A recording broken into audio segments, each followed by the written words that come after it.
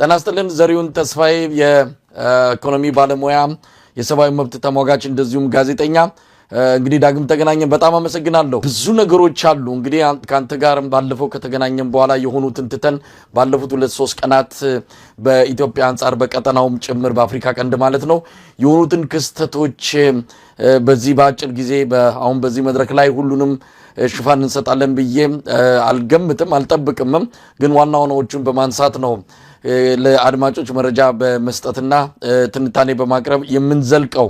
የኦሮሞ ነጻነት ሰራዊት ኦላ የአብይ አህመድን የወለጋ ጉብኝት ክፉኛ ተችቶታል። ኦላ እንደገለጸው ከሆነ የስልጣን ቅዠት የፈጠረው ቅጥፈት ሲል ነው የገለጸው።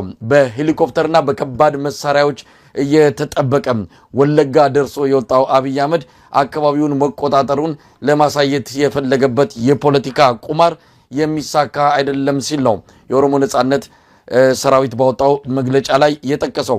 አብይ አህመድ ሰሞኑን ከቱርክ ፕሬዝዳንት ኤርዶጋን ጋር ያደረገው ቆይታ ጉዳቱ ያመዘነ እንደሆነ ነው ዲፕሎማቲክ ማህበረሰቡ እየገለጸ ያለው። ምክንያቱ ደግሞ የቱርክ ፕሬዝዳንት አብይ አህመድ የነካካቸውንና በአፍሪካ ቀንድ ላይ ቀውስ የፈጠሩ ጉዳዮችን በተመለከተ አቋማቸውን ጠንከር አድርገው የገለጹበት በመሆኑ ነው። ከሶማሌላንድ ከኤርትራ እንደዚሁም ከሱዳን አንፃር አብይ አህመድ እጁን ያስገባባቸውን ጉዳዮች በሙሉ አንስተው ትችትና ተቃውሞ ያቀረቡበት ቆይታ ነው በአዲስ አበባ የነበራቸው። ዘሪሁን እስቲ የኢትዮጵያን ጉዳይ እንዴት እየተከታተልክ ነው? ብዙ ነገሮች አሉ፣ አንድ ባንድ እያነሳን እንወያያለን። ወደ አንተ ልምጣና እንዴት እየተከታተልክ ነው አንተ ያለው?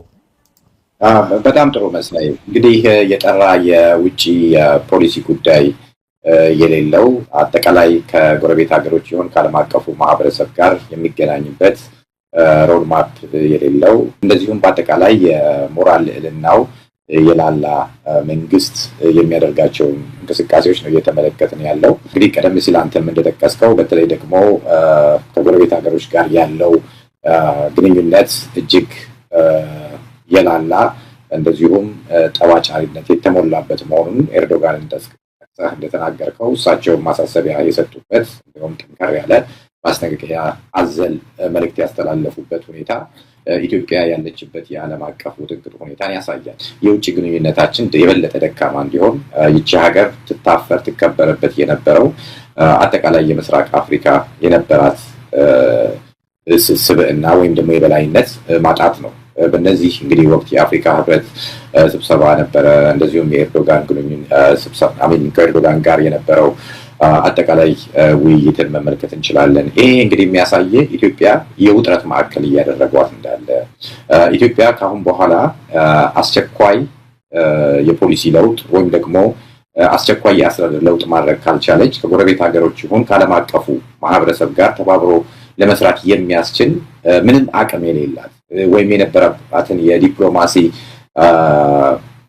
እውቅና ተሸርሽሮ ማንም የማያከብራት ወይም ደግሞ ማንም ድምጿን የማይሰማት አገር እየሆነች መሆኑን ያሳያል። እንግዲህ ኤርዶጋንም በቀጥታ የተናገሩት በተለይ ከጎረቤት ሀገሮች ጋር ያላችሁ ግንኙነት ጠንከር ያለ አለመሆኑ ወይም ደግሞ ኢትዮጵያ የነበራት የዲፕሎማሲ ግንኙነት የቀዘቀዘ መሆኑ ምናልባትም በኋላ ላይ አገሪቷን ዕዳ ሊያስከፍላት ይችላል የሚል መልእክት ነው ያስተላለፉት።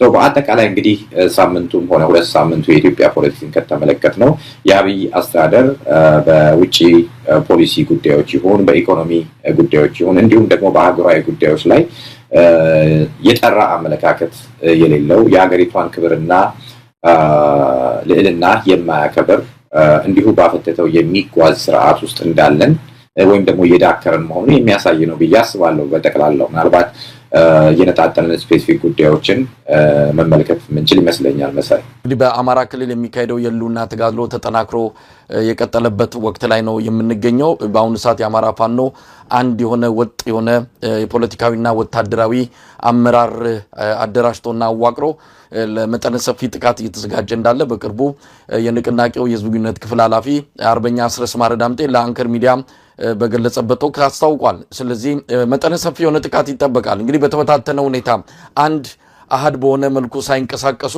ነገር ግን በአገዛዙ ላይ ከፍተኛ የሆነ ኪሳራ ሲያደርሱ የነበሩ የፋኖ የተለያዩ አደረጃጀቶች አሁን ተሰባስበው በአንድ ወታደራዊ እዝ ስር ሆነው ነው ጥቃት ሊፈጽሙ የሚዘጋጁት። ስለዚህ በአገዛዙ ላይ ሊደርስ የሚችለው ወታደራዊ ኪሳራ ከወዲሁ ከፍተኛ ሊሆን እንደሚችል ነው የሚገመተው።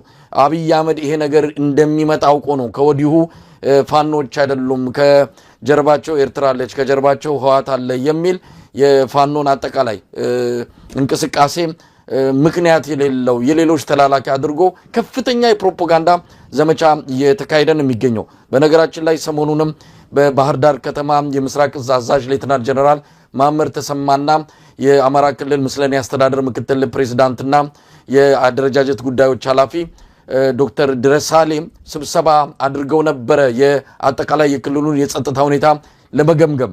አስገራሚም ነው። በዚህ ደረጃ በቪዲዮም በሁሉም ማስረጃዎች ተደግፎ እየቀረበ ያለው የፋኖ እንቅስቃሴ ምንም እንዳልሆነ አድርገው እየመታናቸው ነው፣ እየጨረስናቸው ነው፣ እየበታተናቸው ነው። የቀሩት ጥቂቶች ናቸው። መሪዎቹን ከጀሌዎቻቸው ለይተን ብቻቸውን አስቀርተናል። የቀራቸው ነገር የለም። የመጨረሻውን ግባተ መሬታቸው ልንፈጽም 11ኛው ሰዓት ላይ እንገኛለን ያሉ ጀነራል መሐመድ ተሰማ ይህንን ቃል እሳቸው ብቻ 10 ጊዜ ደግመውታል። በታትነናቸዋል፣ ጣጥፍተናቸዋል፣ ፋኖ የሚባል የለም፣ ዝም ብሎ ቁርጥራጭ አሃዶች ነው ያሉት ብለው ከገለጹ ይሄ ምናልባት 10ኛ ጊዜያቸው እንደሚሆን ምንም ጥርጥር የለውም። ዘሪሁን የአማራ ክልሉን አጠቃላይ ሁኔታ እንዴት ታየዋለህ? አሁን አብዛኛውን ወረዳ ተቆጣጥረዋል። አማራ ክልል ላይ የብልጽግና መዋቅር እንደ ፊኛ አየር ላይ ተንሳፈፈ ነው ብሎታል አርበኛ አስረስ ማረዳምጤ። እንዴት እያየው ነው? ፋኖ እንቅስቃሴ በሚያደርግባቸው ወቅት በተለይ ደግሞ በተለያየ ቡድን ሆነው የሚያደርጓቸውን ጥቃቶች፣ የግዛት ማስፋፋት እና በአጠቃላይ የመንግስትን መዋቅር የመበጣጠስ ሂደቶች ላይ በምናወራበት ወቅት ጥንካሬያቸው እንዳለ ሆኖ የበለጠ ጥንካሬ ለማምጣት ይሄ አንድነት ያስፈልግ ነበር ብለን ስንወያይ ነበር። በተደጋጋሚ ካነሳናቸው ነጥቦች አንደኛው ፋኖ ላይ የነበረው ድክመት ብለን የምናስበው እነዚህ በተለያየ ቦታ ተነጣጥለው የሚገኙ ኃይሎችን አንድ ማምጣት የሚል ነበር። በዚህ ዓመት እጅግ በሚባል ስኬት አንጻር ያንን አንድነት አምጥተውታል። ይሄ እጅግ በጣም አስፈላጊ ነበረ። ምክንያቱም አንድ ሴንትራል ወይ ማዕከላዊ የሆነ እዝ ያስፈልገዋል። እንደዚህ አይነት የሽምቅ ውጊያ ደግሞ ከፍ ባለም ስኬል መንግስትን የበለጠ ለማጥቃት ማዕከላዊ እዝ የሚያስፈልገው ነበረ እና ይሄንን ትልቅ ስኬት ነው። አይ ቲንክ አብይ የሚያስፈራውም ይሄ ነው። አይተህም ከሆነ ይሄንን የአንድነት ኃይል በአንድ ጠርንፈው በተገኙ ማግስት ትላልቅ ስፍራዎችን፣ አካባቢዎችን መቆጣጠር ችለዋል። የመንግስትን መዋቅር መበጣጠስ የጀመረው ፋኖ በተቋቋመ ምናልባትም በ3 በ4 ወራት ውስጥ ነው። ያ ትልቅ ስኬት ነው። ይሄኛው ደግሞ የበለጠ የመንግስት መዋቅርን ሙሉ ለሙሉ እስከ ማሽመድመድ የሚደርስ መሆኑን ባለፉት ጥቂት ሳምንታት እንኳ ያስመዘገቡት ድል ምስክር ነው። እንግዲህ አብይም ይሄንን ስለተረዳ ነው ቀደም ሲል የጠቀስከውን ከመንግስት ኮሚኒኬሽን ይሁን ባለስልጣናት የሚወጡ አደናጋሪ ፕሮፓጋንዳዎችን መንዛት የመጀመሪያው ነገር ነው። ሁለተኛ የማህበረሰቡን ቅስም መስበር ነው። ምናልባት በኋላ ላይ እንመለከተዋለን የሚያደርጓቸውን ግፎች በተለይ በደሃው ገበሬ ላይ፣ በህፃናት ላይ፣ በሴቶች ላይ የሚያደርጓቸው ጥቃቶች ማህበረሰቡ ለፋኖች የሚሰጠውን ድጋፍ እንዲቀንስ ወይ እንዲያቋርጥ ታቅደው የሚደረግ የማህበረሰቡን ሞራል፣ አቅም፣ ጥንካሬ ለመስበር የሚደረጉ እንቅስቃሴዎች ናቸው። ይሄኛው ሁለተኛው ነው። ሌላኛው ደግሞ አጠቃላይ ግርግር መፍጠር ነው። ይሄውም የኢትዮጵያ ባህር በር ያስፈልጋታል። ስለዚህ አንድ ትልቅ ጠላት አለን፣ ይሄንን ጠላት ደግሞ ማጥቃት አለብን የሚል ነው። ከዛ ብቻም ሳይሆን ለምሳሌ የሱዳን ኃይሎችን ኢትዮጵያ ድረስ ማምጣት እና ስልጠና መስጠት፣ ምናልባት ይህም በኋላ የምንወያይበት ይሆናል።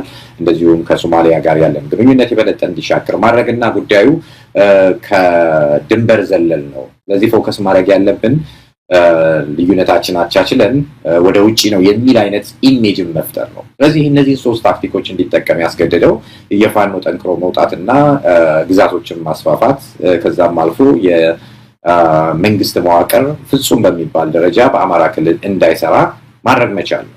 እንግዲህ ይህ እንቅስቃሴ በአማራ ክልል ብቻም ሳይሆን በሌሎች ክልሎች ላይ በኦሮሚያ ክልል የምትመለከተው ነው። የመንግስት መዋቅር በተለይ እንደ ወለጋ ባሉ አካባቢዎች ላይ እንዳይሰራ ሆኖ የተሰበረበት ነው። ስለዚህ አብይ ያለው አማራጭ ይሄ ሁልጊዜ በፖለቲካ የምንለው ዳይቨርሽነሪ ታክቲክ ወይም ደግሞ ሌላ የቅያስ መንገድ መፈለግ ነው። ስለዚህ ጦርነታችን ሀገር ውስጥ አይደለም፣ ችግራችን ሀገር ውስጥ አይደለም፣ የባህር በር ነው፣ ጠላቶቻችን ከውጭ የሚመጡ ናቸው የሚል ማደናገሪያዎችን መፍጠር ወይም ደግሞ የተቃዋሚ ኃይሎችን ስም መስጠት ከሌሎች ኃይሎች ጋር ወይም ከአሸባሪዎች ጋር ይሰራሉ ማለት ወይም ደግሞ ከውጭ ኃይሎች ጋር ተባብረው የኢትዮጵያን ሕዝብ እያጠቁ ነው የሚል ኢሜጅ መስጠት ይሄ ነው። ሌላው ቅድም የጠቀስኩት የሰብአዊ መብት ጥሰቶችን አፋፍሞ መቀጠል ነው። በተለይ በአማራ ክልል የንጹሃን ገበሬዎችን ሰብል ማውደም፣ ሴቶችን መድፈር፣ ህፃናትን መግደል፣ አንዱ ቅስም በመስበር የፋኖ ኃይሎች ድጋፍ ከማህበረሰቡ እንዳያገኙ ወይም ደግሞ ስሙን ለፋኖች እንዲህ አይነት ጥቃቶችን በመፈጸም ስሙን ለፋኖ በመስጠት ጥላሸት ለመቀባት መሞከር እንግዲህ የተለመዱ የወንበዴ ታክቲኮችን እየተጠቀመ ትመለከታለህ።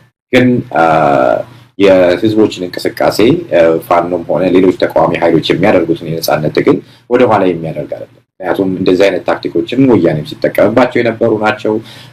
የሌሎችም ሀገሮች ልምዶች እንደሚያሳየን የማህበረሰቡን ቀስብ ለመድረግ የሚደረግ ጥረት እንዲያውም ኃይሎችን የበለጠ አጠናክሮ ማህበረሰቡ አንድ እንዲሆን አድርጎ አምባገነን ስርዓት እስከ መጨረሻው የሚገረሰስበትን ምክንያት የሚፈጥር ነው።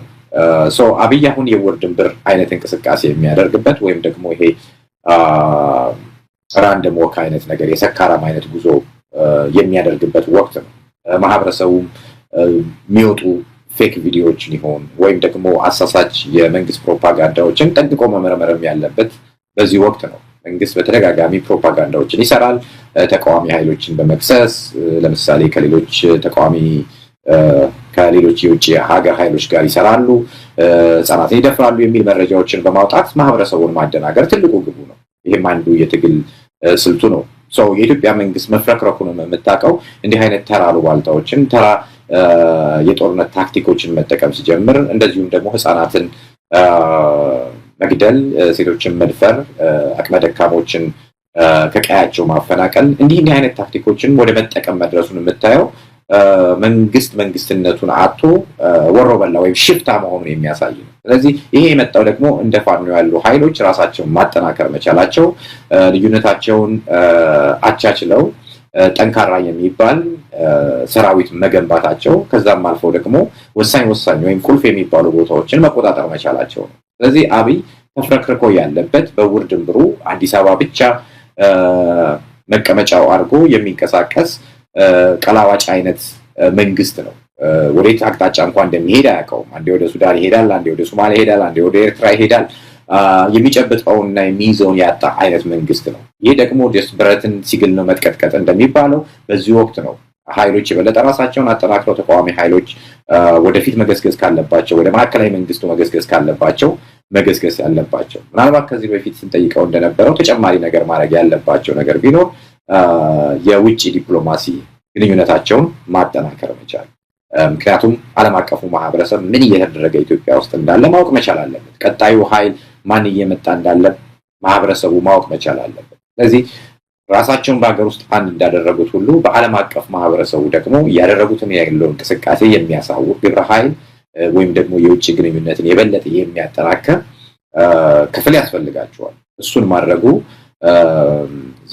የውጭ ዜጎች አገሪቱ ውስጥ እየተካሄደ ያለውን ነገር እንዲረዱ የመጣ ያለውን ለውጥም እንዲገነዘቡና የበለጠ ደግሞ ድጋፍም እንዲያደርጉ ሁኔታዎችን ያመቻቻል። እንግዲህ ዘሪሁን ምናልባት ከፋኖ አንጻር ያለውን ሁኔታ ያገዛዙ የተለያዩ መዋቅሮች እየፈጸሙ ያሉት ግፍና መከራ ከምንም በላይ ሁኔታውን በግልጽ የሚያሳይ ነው። አማራ ክልል ላይ የአብይ አህመድ ወታደሮች እየፈጸሙ ያሉትን ግፎች በተመለከተ እውነት እያሸነፈ ከሆነ እውነት የአብይ አህመድ አገዛዝ በአማራ ክልል ላይ በወታደራዊም ሆነ በፖለቲካዊ ቁመናው እየገዘፈ ፋኖ እየደቀቀና ከጫወታ ውጭ እየወጣ ከሆነ አንድ እያሸነፈ የሚመጣ ኃይል የሚኖረውን ስነ ልቦና እያየን አይደለም። የሚያሸንፍ ኃይል የበላይነትን የያዘ ኃይል የሚኖረውን ስነ ልቦና ይታወቃል። በአሁኑ ሰዓት የአብይ አህመድ አገዛዝ ሰላማዊ ተቋማትን እየደበደበ ነው ያለው። በቅርቡ ደብረ ታቦር ላይ የፈጸመው ተቋማትን፣ የጤና ማዕከላትን፣ ትምህርት ቤቶችን ጭምኖ በድሮን ያጋየው ይህንን ወደ ፋኖ በማላከክ ህዝቡን ለማደናበርና የተለየ ምስል ለመፍጠር ሞክሮ ነበር ያም ከሽፎበታል አሁን ሰሞኑን ደግሞ በአንዳንድ የአማራ ገጠር አካባቢዎች የአብይ አህመድ ወታደሮች ገብተው የአርሶ አደሮችን ቤት እህሉን እያወጡ ሲደፉ የሚታይበት ቪዲዮ በማህበራዊ ሚዲያ ላይ በስፋት ተሰራጭቷል እንግዲህ ያሸነፈ ያለ ሰራዊት እንዲህ አይነት ስነ ልቦና ሊኖር አይገባም እየተሸነፈ ለመሆኑ ማረጋገጫ አድርጎ መውሰድም ይቻላል ዘሪሁን እስቲ ቪዲዮውን ባጭሩ እንመልከተው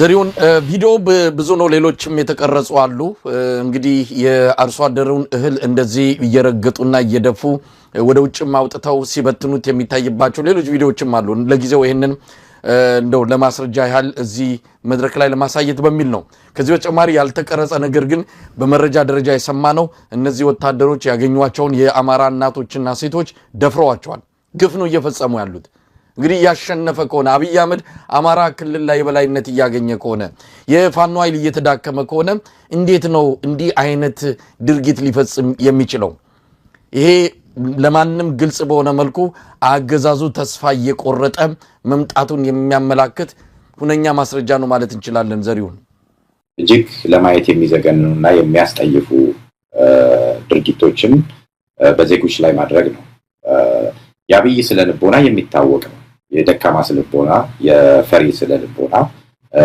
በራስ ያለመተማመን ስለልቦና በፍርሃት ውስጥ የተወጠረ ስለልቦና እንዲህ አይነት ስለልቦና ያላቸው መሪዎች ደግሞ የሰው ልጅ ሊያደርጋቸው ይችላሉ ብለህ ማጠረጥራቸው ነገሮች ሁሉ ሊያደርጉ ይችላሉ አሁን በቪዲዮ ላይ እንደተመለከትነው እጅግ በሚዘገንን ሁኔታ ሰባዊ የሆኑ ድርጊቶችን ሲፈጽም ተመለከታለህ ይሄ የአብይ ማንነት ነው አብይ ከአባይ ማዶ ያሉ ዜጎችን የሚመለከትበት አይን ከዚህ በፊት እንደተናገረው አቅመቢስነቱን ፈሪነቱን ደካማነቱን በሚገልጽ ሁኔታ ማለት ነው ስለ አንድ ሀገር የሚጨነቅ ሰው ባህር ዳር ወይም መቀሌ የበለጠ አዲስ አበባ እንድትመስል ወይም ከአዲስ አበባ የበለጠ እንድትገኝ እንጂ በሸሻን እንድትሆን የምትመኝበት ምንም ምክንያት የለም አብያ ማለት ነው ከዚህ በፊት መቀሌን በሸሻ አደረግናት ሲል ወይም ሌሎች ከተሞችን በሸሻ እንድትመስል አደረግናት ሲል የማህበረሰቡን ቅስም ለመስበር እስከዚህ ደረጃ እንደርሳለን ነው በተለይ አማራ ክልል ከተሞችን ማፍረስ ብቻም ሳይሆን የማህበረሰቡን ስሪት ሃይማኖቱን ባህሉን ትውፊቱን ቋንቋውን ማጥፋት ለሱ እርካታው ነው የባህር ዳር መልማት ወይ መቀሌ መልማት አይደለም የሚያሳስበው እዚህ በፊት በሸሻን አስመስለናል ከተሞችን ሲል እዚህ የተጀመሩ ልማቶች ሆኑ ወይም ደግሞ የነበሩ ታሪካዊ ሁነቶች አፈር እንዲለብሱ አድርገናል ማለት ነው ይህ የአብይ ስለልቦና ነው አብይ ቀድሞ የተሸነፈ ነው ስለልቦናው በፍርሃት ውስጥ ያለ ነው አሁንም እያደረገ ያለው ያሸናፊነት አይደለም አሸናፊነት just ከፍርሃቱ የሚመነጭ ፕሮፓጋንዳ ስራ ወሬው ነው ተግባሩ ግን የሚያሳይ ይሄ ነው የገበሬዎችን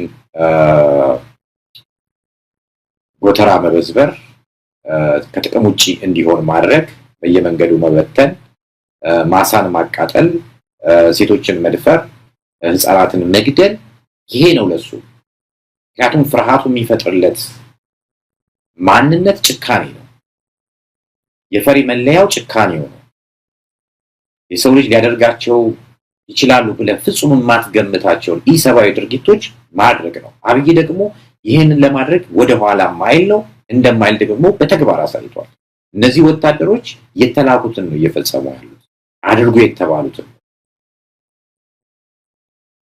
ተቃውሞ ያሉትን ፋኖችን አይደለም እያጠቁ ያሉት። እነሱን ማግኘት አልቻሉም። በእነሱማ እየተሸነፉ ነው ያለው። አቅመ ደካማዎችን፣ ያልታጠቁ ሰዎችን፣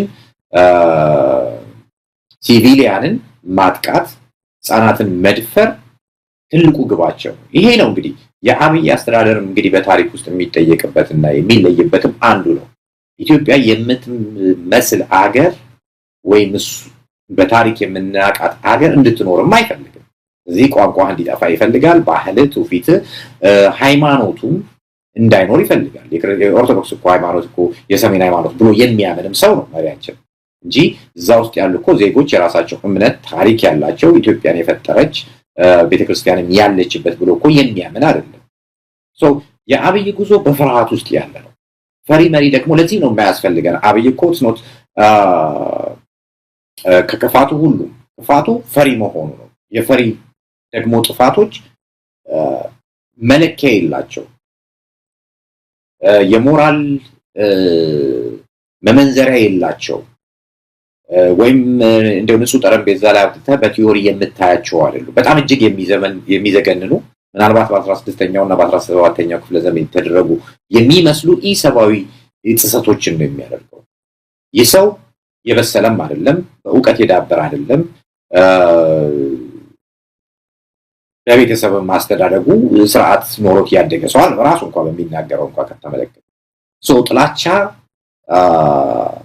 አፍንጫው ድረስ የታጠቀ በፍርሃት ውስጥ የሚዋኝ ስልጣኑን ለማስጠበቅ ያውም ስልጣን ከተባለ ከአዲስ አበባ የማይሻገር ስልጣን ነው። እሱም ለማስጠበቅ የህፃናትን አንገት የሚቀላ ወታደሮቹ እንዲህ አይነት ተራ ነገር እንዲያደርጉ የሚጋብዝ አይነት ሰው እዚህ ላይ አሸናፊነት አይደለም የምታየው።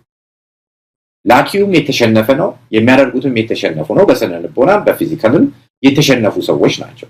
መጀመሪያውኑ ስለ ልቦናው የተሸነፈ ሰው መጀመሪያውኑ ጦርነት ቦታ የሚሄደው ህፃናትን ለመድፈር፣ ሴቶችን ለመድፈር፣ አቅመ ደካሞችን ለመግደል ነው እንጂ ጎራዴ ለጎራዴ ለመሞሻለቅ አይደለም። ወይም ደግሞ ጠላቴ ብሎ የሚያስባቸው ጋር ትግል ውስጥ እውነተኛ ትግል ውስጥ ለመግባት አይደለም። ፍርሃታቸው ከአዲስ አበባ ነው የሚጀምረው። ስለዚህ የተላኩትም ያን ፍርሃት ነው የሚያንጸባርቀው። ሰብአዊነት የሚባል ምንም መለኪያ የለበትም በሚያደርጉት ነገር። የኢሰብአዊነት ኢቭን ድርጊታቸው በአሁን ዘመን ውስጥ የምትለካው አይደለም። ምናልባት በዛ ጨለማ ዘመን በ16ኛው በ17 ክፍለ ዘመን ባሉ ልኬቶች የምትለካው እንጂ አሁን ባለንበት ዘመን እንኳን ኢሰብአዊ ድርጊቶች በሌሎችም አካባቢዎች ይፈጸማሉ። በዛ ደረጃ እንኳን በዛ መለኪያ ውስጥ እንኳን የምትለካው አይደለም። የአብይ ሽንፈት የሚጀምረው ከ4 ኪሎ ነው፣ ከአዲስ አበባ ነው፣ ከሚነዛቸው ፕሮፓጋንዳዎች ነው፣ ከሚደሰኩራቸው የውሸት ኢትዮጵያዊነት መልእክቶች ነው። ለሱ ኢትዮጵያዊነት ማለት እዛ አዲስ አበባ የሚያኳኩላት አዲስ አበባና የተቀመጠበት ዙፋን ብቻ ነው። ከዛ ውጪ የሚያስበው ኢትዮጵያዊነት የለም። ኢትዮጵያን ታሪክ የሚያምን አይደለም፣ የሚቀበልም አይደለም። ኢትዮጵያ የመጣችበትን ሂደት እንኳን የሚገነዘብ አይደለም። ዛሬ ኔሽን የምትላት እንደዚህ ተከብራ የነበረች ሀገር ያላት ቫልዩን እንኳን ጠንቅቆ የሚያውቅ አይደለም። የነበረውን የሚያፈርስ የሚንቅ የሚያጣጥል ለሱ ከተማ ማለት ልክ እንደ ዱባይ የሚብለጨለጭ እንጂ የላሊበላ ውቅር አብያተ ክርስቲያናት ወይም ደግሞ የአክሱም ሐውልት የሚገባውም አይደለም። ሴንስ አይሰጡትም። ምክንያቱም በዛ መልኩ የተቀረጸ ሰው አይደለም። አንተ ላሊበላን ወይም አክሱምን የምታይበት መንገድ አይደለም አብይ የሚያየው። ለሱ በጥላቻ መንገድ የሚያያቸው የኔ አይደለም ብሎ የሚያስብ ቋንቋው የኔ አይደለም ብሎ የሚያስብ ሰው፣ ባህሉ የኔ አይደለም ብሎ የሚያስብ ሰው። ስለዚህ እነዚህ አይነት ድርጊቶች ለዚህም ነው አብይን ማሸነፍ፣ አብይን ከስልጣን ማስወገድ የየትኛውም ዜጋ ቅድመ ሁኔታ መሆን የሚገባው። አዲስ አበባ ላይ በሚያሽሞነሙናቸው ነገሮች ወይም ደግሞ በሚያሳያቸው ብርቅርቅ ነገሮች አይ ይሄ እኮ እንደው የአዲስ አበባ ከንቲባ ቢሆን ብለህ የምታልፈው አይነት ሰው አይደለም። በወንጀል የምትጠይቀው